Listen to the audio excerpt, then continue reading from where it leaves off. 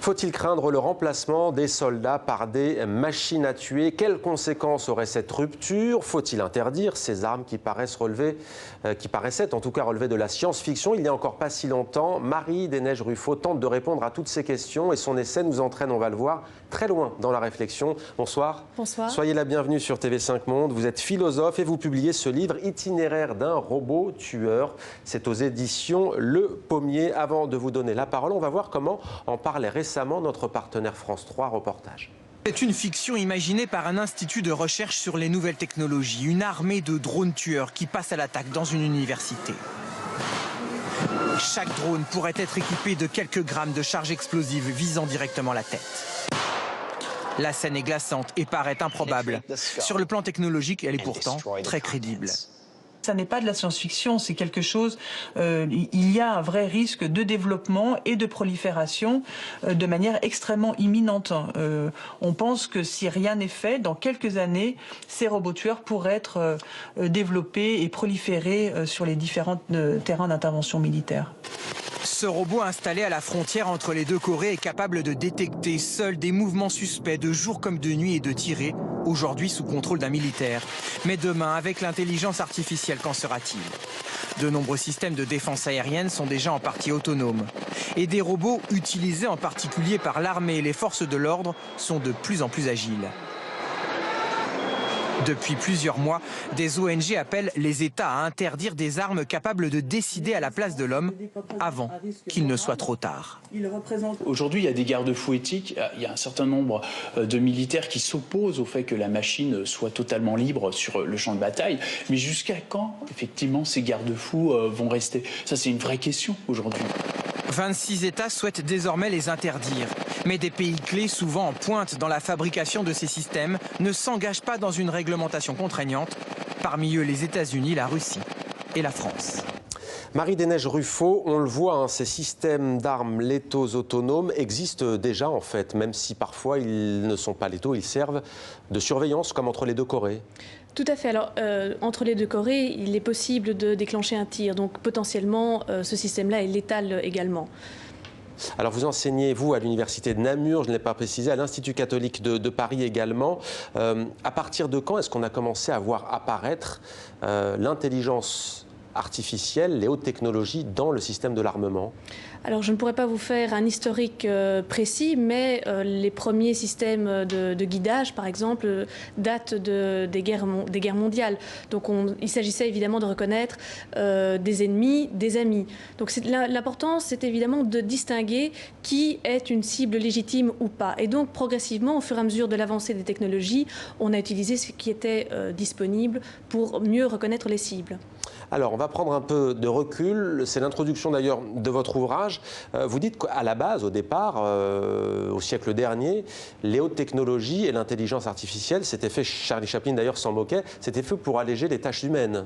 Oui, au départ, le robot est censé être à notre service. Au départ, le mot robot vient du tchèque et veut dire esclave. Donc, c'est un esclave, mais robotisé pour se charger de toutes les tâches un petit peu pénibles. Pourquoi est-ce que les pays qui viennent d'être cités, notamment la France, les États-Unis ou encore Israël, la Chine, la Russie, pourquoi ces pays-là, dans des laboratoires, explorent ce système d'armement? Parfois, leur argument, c'est de dire, au fond, il y aura moins de pertes civiles de part et d'autre, et chez nous et chez l'ennemi. Oui, il y a cette idée qu'il y aurait plus de précision, plus vous utilisez de la technologie.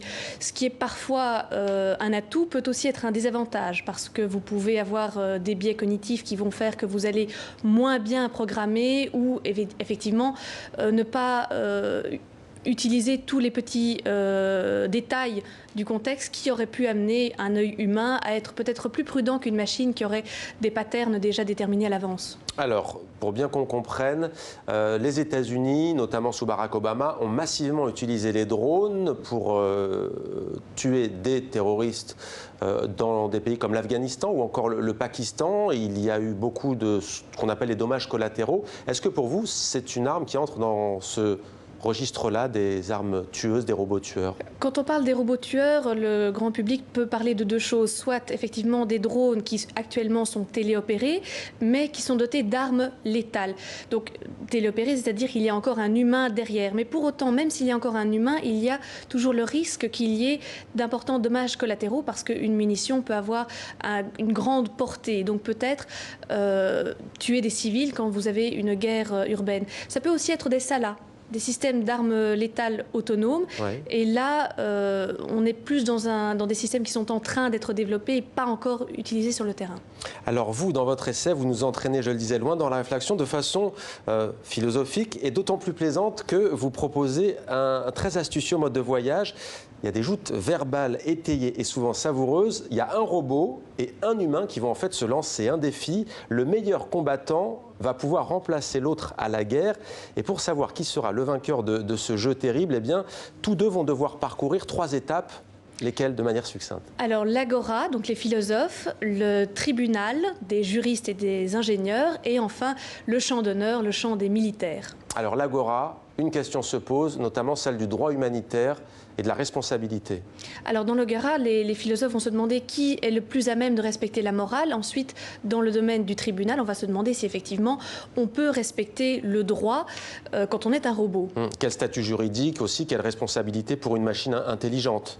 Tout à fait. Et le champ de bataille, alors, tuer sans risque, est-ce encore une guerre juste? Voilà, ça c'est évidemment un sujet qui a été fort traité par un autre philosophe qui s'appelle Grégoire Chamaillou, dans Théorie du drone, et que je reprends notamment dans cet essai, parce qu'il y a vraiment cette question, qu'est-ce qu'un combattant qui ne met pas sa vie en jeu, sinon peut-être un exécutant? Donc ça c'est vraiment une question, et donc ça remet en lumière la nécessité d'une éthique militaire vécue par un humain. D'ailleurs, on parle souvent des théâtres de guerre et de conflits, mais pas plus tard qu'en 2016, il me semble, à Dallas, un homme avait tué des policiers blancs, c'était en plein contexte de troubles raciaux aux États-Unis, et la police américaine a utilisé pour la première fois un robot tueur. Il était certes téléguidé. Comment vous avez analysé cette intervention dans le milieu urbain d'un robot dit tueur? Alors c'est problématique évidemment de laisser une machine la décision de tuer. Donc là, quand on parle d'autonomie, il faut au préalable préciser, l'autonomie se définit négativement comme quelque chose que le système peut faire seul, ou je dis négativement que l'utilisateur n'a pas besoin de déclencher lui-même. Sinon, vous êtes dans l'automatique. Si vous pouvez avoir un système qui est potentiellement létal, un fusil est un système qui est létal, il ne sera pas autonome parce que vous avez encore besoin de quelqu'un qui appuie sur la gâchette. Quels sont les pays, si j'ose dire, à la pointe dans cette quête? Tous les pays que l'on connaît traditionnellement dans le domaine de l'armement, Israël, la Russie, les États-Unis. Les États-Unis mettraient 15 milliards d'euros pour le seul développement des robots militaires. D'ailleurs, on leur donne déjà des noms. Il y en a un, c'est Terminator. C'est assez sophistiqué. Oui, c'est amusant d'ailleurs d'utiliser des termes. Enfin, c'est amusant. C'est terrifiant d'utiliser des termes qui sont issus du cinéma. Mais par exemple, vous avez des logiciels qui sont utilisés aujourd'hui. On parle du logiciel Skynet. Donc, vous parlez de Terminator, aujourd'hui, apparemment un logiciel qui aide à déterminer qui serait ou pas un terroriste sur base simplement de votre comportement, de votre usage des réseaux sociaux ou pas, de votre possession ou pas d'un smartphone, de comment vous vivez. Ça définirait si vous êtes un terroriste ou pas. Alors, il y a eu des essais fameux, notamment sur l'art de la guerre, Clausewitz, ou encore l'art de la guerre de son... Sun Tzu. Sun Tzu. Quelles conséquences aurait, selon vous, cette rupture, si elle se concrétise? Quelles conséquences elle aurait dans l'art de la guerre, justement? Alors, justement, la redéfinition de ce qui fait ou pas un combattant. Donc, pour moi, en tant que philosophe, ce qui m'intéresse avant toute chose, c'est évidemment la morale, la protection des civils et la possibilité de faire la paix. Si la guerre est menée par des robots, comment fait-on la paix avec une machine en face de soi? Comment arrive-t-on à un respect de l'adversaire pour arriver à mettre fin à la guerre? Parce que la guerre, son but n'est pas de durer. Son but est de résoudre, Clausewitz le disait, la guerre est la continuation de la politique par d'autres moyens. Donc le but est évidemment d'imposer sa volonté par les moyens de la guerre. À moins d'avoir des robots diplomates, mais ce qui serait compliqué. Je me demande comment il serait possible d'informatiser la décision diplomatique. C'est le sujet d'un autre essai. En tous les cas, parvenir à la paix, la guerre pour parvenir à la paix, à une cessation des hostilités, encore une fois, les défenseurs de ces armes-là disent que c'est une arme de dissuasion. Ça veut dire qu'on n'a pas dit qu'on allait l'utiliser, mais sachez que nous, si on veut, à distance, on peut tout simplement anéantir vos forces? Ça serait quelque chose, je suppose que dans la tête d'un politicien, ce serait une option envisageable. Mais dans le même temps, il faut être bien conscient que tout ce qu'on développe peut être détourné. C'est-à-dire qu'on peut facilement... On peut tout est piratable pour autant que c'est informatisé, à plus ou moins longue échéance, bien entendu. Donc il faut savoir que tout ce qu'on va développer, même sous prétexte de dissuasion, pourrait très bien être développé soit par quelqu'un d'autre qui aurait trouvé un système similaire, hein, soit pourrait être piraté et donc utilisé par des organisations terroristes contre nous. Alors plus globalement, peut-on laisser un programme informatique décider d'enjeux de vie et de mort? Vous l'avez abordé tout à l'heure, c'est l'une des questions.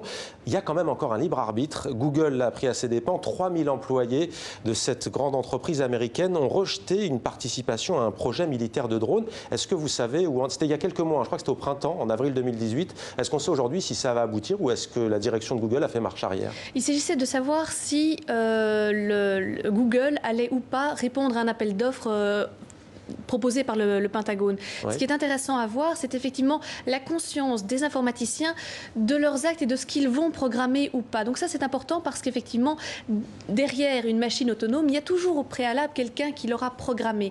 Et donc cet appel à la conscience de l'informaticien, je pense, et cette prise de conscience est capitale. L'éthique se joue là aussi, dans l'Agora notamment.